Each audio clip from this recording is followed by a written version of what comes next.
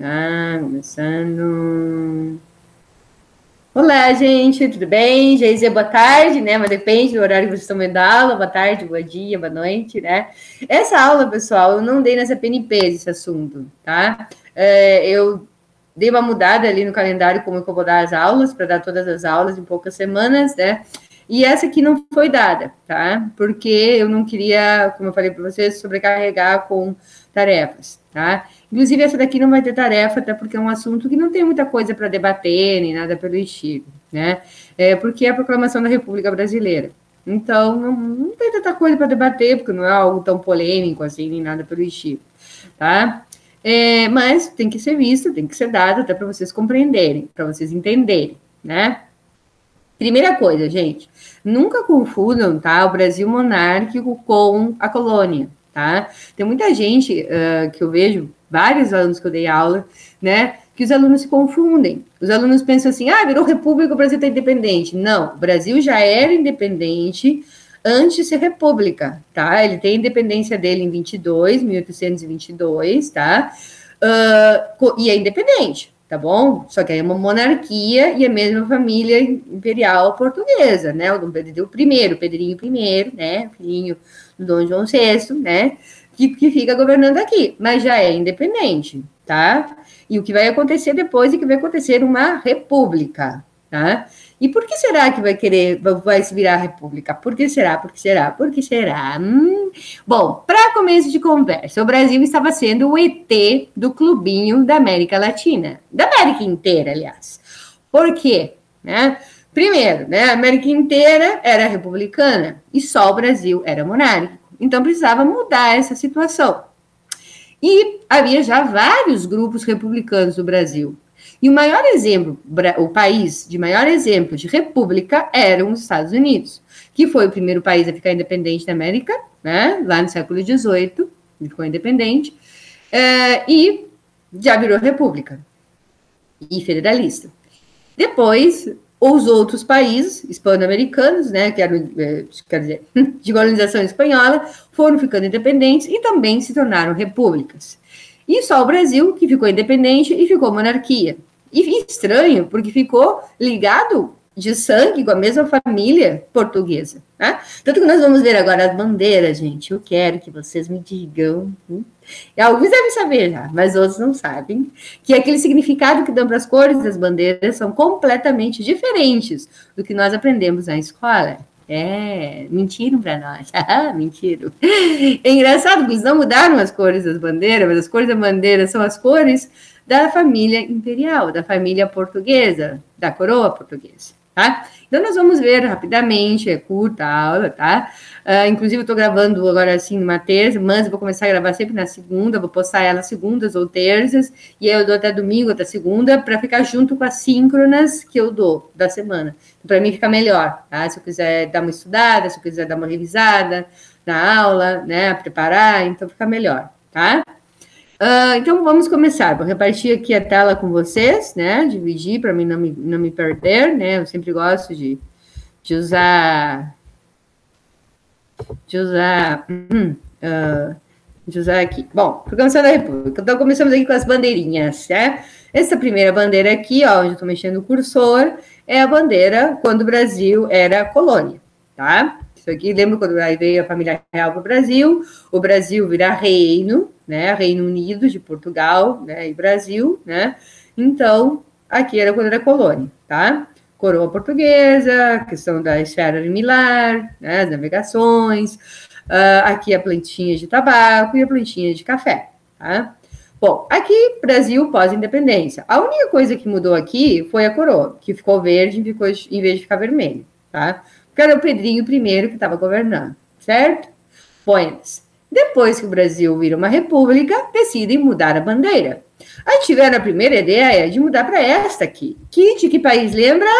Que país? Não precisa nem falar, né, gente? Estados Unidos, óbvio.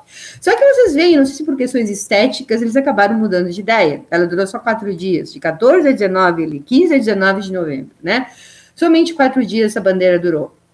Deve ser até por questão estética, eu não sei porque realmente, para o meu gosto, né, esse Ai, meu Deus, deu um branco. Esse amarelo e verde, para o meu gosto, fica feio, assim, em linha. Ficou feio, né? Eu achei feio. Mas se fosse outra cor, fica bonito. Por exemplo, o branco e o vermelho fica bonito, mas esse aí ficou feio.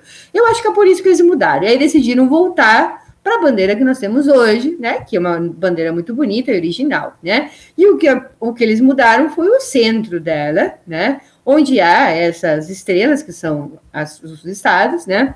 E a palavra ordem e progresso, que é uma palavra extremamente positivista, né? E que todo mundo faz piada, né? Que nosso país é desordem e regresso. Piada essa parte, né? Para rir, para não chorar, né? Porque algumas coisas é verdade, mas para rir, para não chorar, né? Então, por que positivista, pessoal? Uma coisa mais importante de ressaltar e interessante da proclamação da República é que, como os monarquistas falam, né, foi basicamente um golpe militar. Tá? Só que um golpe militar que não virou ditadura, virou república e virou democracia. Tá? Só que foi instaurado por militares. Tá? Por quê? Porque os militares nessa época, já até os anos 60, depois também quando deu o golpe de 64, mas aí é outra questão, é outras ideias, outro período, né? Eles já tinham muito a ideia de serem os salvadores da pátria, né? De que eles tinham que colocar o Brasil no rumo certo, né? Então, eles viam que a monarquia já era uma coisa defasada, queriam a modernização do Brasil, era uma monarquia muito autoritária, não era liberal como as outras, né, da Europa, como vocês já viram na Constituição, né? Então, eles queriam que virasse uma república, né? E uma coisa muito importante, né? Quando um país, isso aí vocês vão ver, quem fez a PNP comigo já viu, né, quando vê as revoluções e tudo mais. Quando um governo perde o apoio das suas forças armadas, simplesmente tá caladinho, né? Porque não tem força armada, não tem nada, então ele acaba perdendo poder e tem que se render ao que se queira, tá? Então, vamos ver as causas da crise da monarquia. Foram várias. A monarquia não caiu somente de uma causa, tá? Foram várias as causas que fizeram com que a monarquia caísse. E o Dom Pedro II já sabia que isso ia acontecer, tá? Ele já tinha uma visão que isso ia acabar acontecendo. Estava meio preparado já, tá? Desde os anos 70, já do século XIX, ele estava preparado. Tá? Porque começa o quê? A surgir as ideias republicanas e criação de partidos republicanos. Então, ele já tem uma ideia, já que não ia durar muito o governo dele, principalmente se ele abolisse a escravidão, que foi o que aconteceu. Nós tínhamos visto a abolição da escravidão na aula passada, tá? E foi o que aconteceu. Tá? Uma das principais causas foi a abolição da escravidão, tá? Porque ele vai perder apoio dos fazendeiros, apoio dos senhores de escravo, vai acabar perdendo esse apoio. Então, foi uma das causas. Ele sabia que ia acontecer, né? Ele já tinha perdido apoio quando ele fez as regras da lei do ventre livre e da alforria, do escravo poder comprar sua liberdade. Já aí, ele perde popularidade entre os fazendeiros, para vocês terem uma ideia, os escravocratas em geral, né? Ele já perde o apoio aí, tá? Então, ele já tinha uma ideia que ele ia acabar caindo fora em algum momento, tá? Então, se criam os partidos republicanos. E o que eles diziam? Queremos fazer parte da América, tá? Então, em que sentido isso? Aquilo que eu falei para vocês, o Brasil deixar de ser o ET da América, tá? Ou seja, não ser a monarquia, a única monarquia em toda a América, tá? Porque toda a América, ela é republicana, tá bom? E qual outro fator também influenciou, né? O Brasil continuou sendo extremamente rural, claro, né? Só que houve o crescimento de outros setores, né? Com o crescimento das cidades, tá? Setores como a classe média, né? Setores liberais, de profissões liberais, né? Como advogados, médicos, entre outros, que vêm com ideias mais avançadas. Então, eles já tinham também uma ideia de república. O descontentamento do exército foi outra causa, tá? Porque a menina dos olhos, como se diz, né? A queridinha, né, da monarquia era a marinha, não era o exército, tá? Então, houve a Guerra do Paraguai, e na Guerra do Paraguai eles estiveram muito presentes, o exército, mas eles não se sentiam valorizados. Mesmo tendo participado dessa guerra, eles viam que era mais valorizada a marinha do que o exército. E não só isso, eles viam que eles não tinham tantas vantagens quanto a marinha, e eles não podiam se rebelar, não podiam reclamar, eles eram castigados se fizessem isso. Isso até hoje em dia existe, né, pessoal? Até hoje, quem é do exército não pode, quem é de qualquer força armada, né, não pode se rebelar, né, não pode se rebelar contra o governo, né, porque isso é uma insubordinação, né, claro, com perigo de golpe, né? Então, eles ficavam indignados com isso. E, além disso, eles queriam investimentos na industrialização do Brasil, eles queriam uma modernização do Brasil, né? Lembram que eu falei na outra aula que o Brasil estava extremamente, que se estivéssemos em aula, eu faria no quadro bonitinho, escreveria ali, vocês fariam comigo, comparando como estava o Brasil no século XIX, como estava a Europa no século XIX? Pois é. O Brasil, né, escravocrata, extremamente agrícola, extremamente dependente dos países, né, desenvolvidos, totalmente diferente. Então, o que eles queriam? Eles queriam que o Brasil se modernizasse, que ele se industrializasse. Industrializasse, investir nas ferrovias. Quem investia nas ferrovias do Brasil? Que país era? Tic-tac, tempo para vocês pensarem.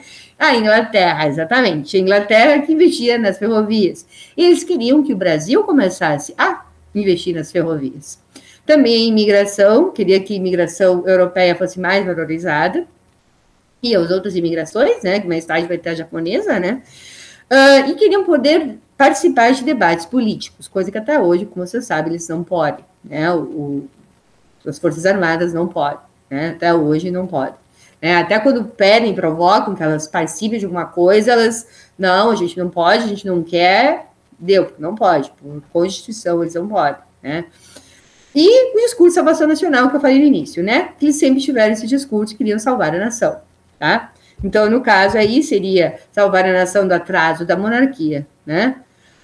Depois teve a abolição da escravidão, como eu já falei para vocês, né? Isso vai causar uma falta de apoio dos senhores, de grandes senhores de terra, grandes escravocratas, tá? Outros já não tanto, né? Mas mais os grandes escravocratas, vai causar um descontentamento por parte deles.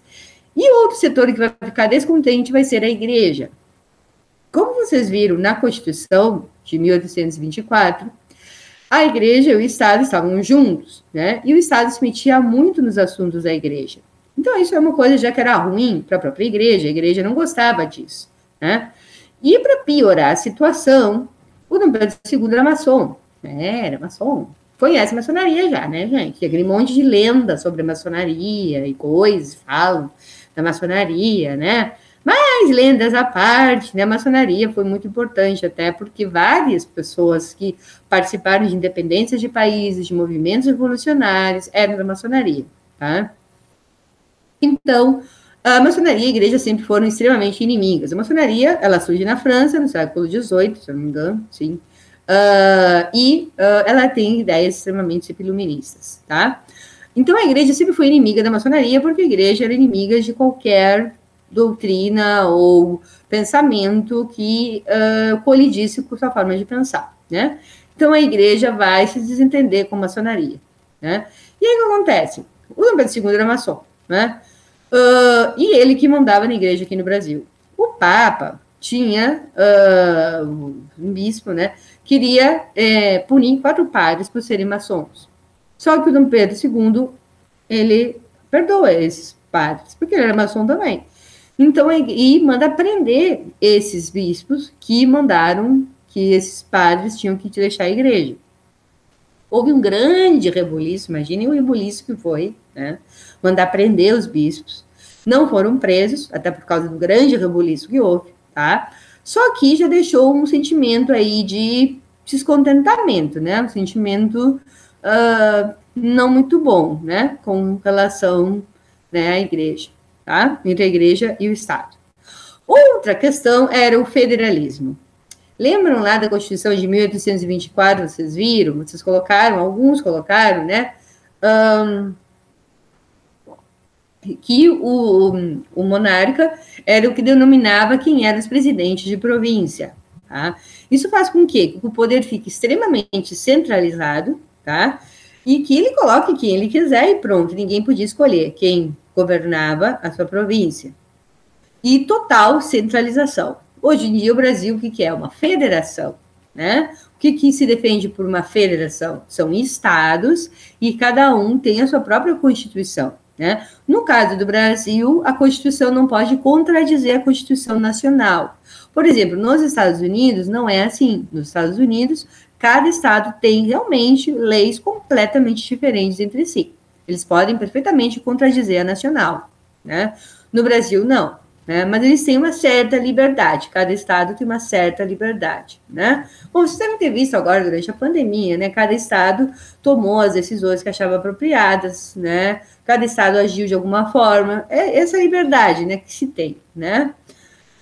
Então havia esse federalismo, havia as pessoas que queriam que o Brasil fosse federal, federalista, né? É isso, é cada federação, né? Cada estado tem a sua independência. E havia os monarquistas que tinham projetos de flexibilização. Por quê? Por que será? Né? Bom, como eu falei para vocês, o próprio imperador já via que a monarquia estava com seus dias contados. E quem era monarquista, quem apoiava a monarquia ou quem se beneficiava da monarquia, começava a pensar que, bom, então nós temos que fazer algumas reformas para ela não acabar. Então, temos que flexibilizar ela, ou seja, deixar o imperador menos autoritário, menos centralizador. Mas, óbvio que não aconteceu. Então, como ocorreu a proclamação? Se publica o Manifesto Republicano em 1870 por jornalistas, intelectuais e políticos liberais. É um manifesto, tá, gente? É como se fosse um texto, um pasquim, né, que é distribuído pela população para colocar o seu descontentamento em o que eles pensavam. Em 1873, os fazendeiros do Oeste paulistas fundam o PRP, tá? E que São Paulo começa a ser o centro da política nacional, tá? Certo? Não era Rio de Janeiro, São Paulo, tá?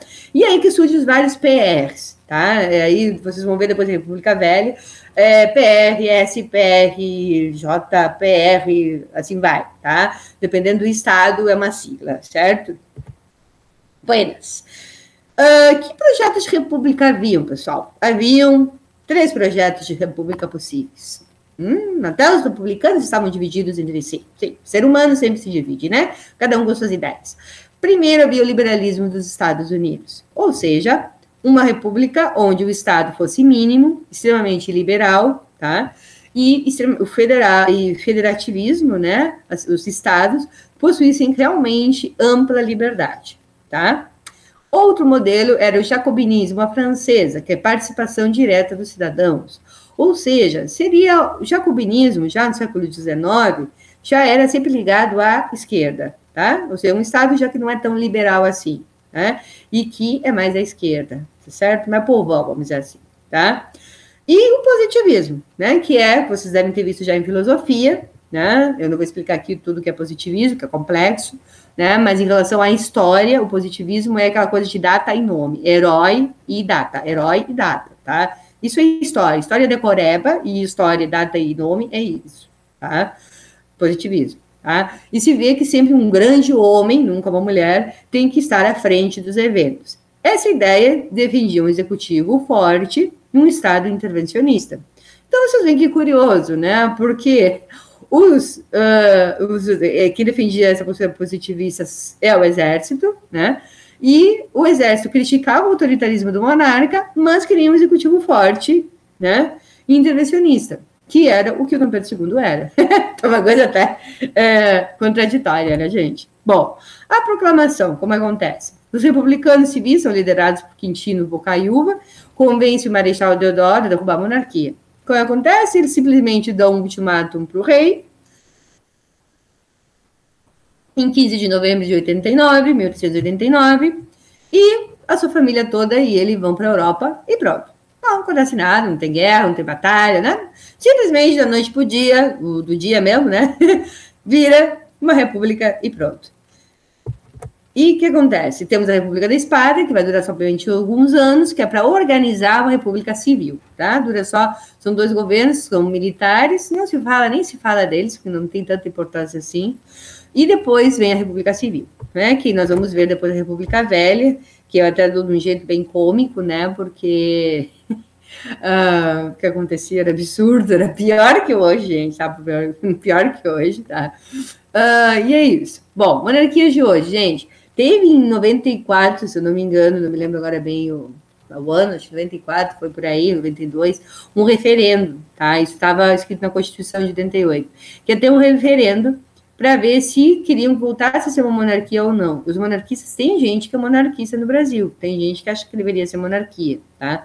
E quem insufla isso é a família que é descendente dos Orleans e Bragança, tá? Sim, Dom Pedro II foi embora para a Europa, ele teve que ir embora, só que ficaram depois alguns descendentes aqui no Brasil. Então, são eles que defendem a volta da monarquia, tá? Inclusive, tem disputas por prédios, por edifícios que eram da realeza, e quando foi proclamada a República, ficou sendo do Estado, tá? Do Estado que não era da realeza, tá? Buenas. Só para terminar agora. Quando, então, se funda a República, o que se faz? Uma nova Constituição, tá? Porque se mudou o sistema de governo, né? Então, se faz uma nova Constituição. O que vai haver de diferença nessa nova Constituição? Primeiro, se abolem todas as instituições monárquicas, tá?